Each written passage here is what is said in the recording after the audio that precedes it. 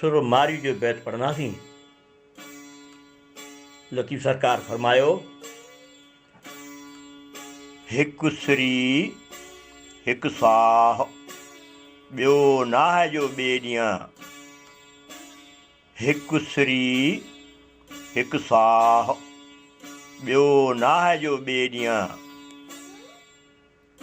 ॼाणे हिकु अलाह सो तां खेत ख़रीद कयो। दोस्तो, आहिनि त ही ॿ सिटूं, पर इहो कमाल असांजे लतीफ़ जो आहे, जंहिं मोहबत जो फ़लसफ़ो इन्हनि ॿिनि सिटनि में सम्झाए छॾियो। जीजल सिंध जे कुख मां ॼावल थर जी हिन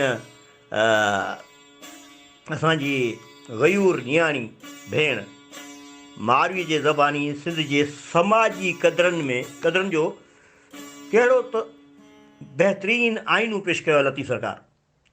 आज पंहिंजी ज़िंदगी हुजे, पोइ भली ॾुखी हुजे या सुखी हुजे, पर लॼ वारी हुजे।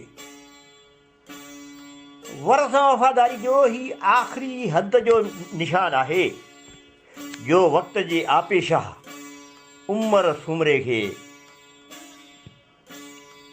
हीअ कैदियाणी जॾहिं हिनखे शादीअ लाइ आमादा करण लाइ ॾाढ जबर सां गॾु लोभ लालचनि जा सभु हीला हलाए थो छॾे, तॾहिं हिन सिंध जी अज़ीम नियाणीअ जो जवाबु इहो थो अचे, हिकु श्री हिकु साह ॿियो नाह जो ॿिए ॾींहुं। इहो अॻु में मुंहिंजे खेत जी अमानत आहे, उहो मूंखां ख़रीद करे चुको आहे।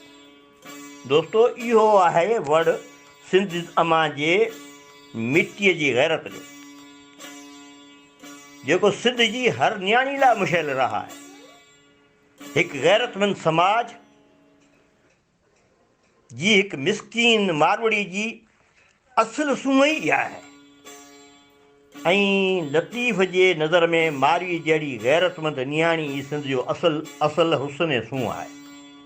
पंहिंजे वर जे वफ़ादारीअ जी जज़्बनि जो इज़हार कहिड़नि ताक़तवर लफ़्ज़नि में बयानु थो करे, जॾहिं मारी उमर खे साफ़ लफ़्ज़नि में चवे त ऐं उमर, ॼाणे हिकु अलाह सो तां खेत ख़रीद कयो।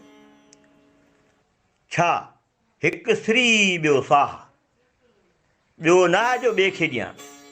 ॼाणे हिकु अलाह सो तां खेत ख़रीद कयो। ये लतीफ़ जी ॿोली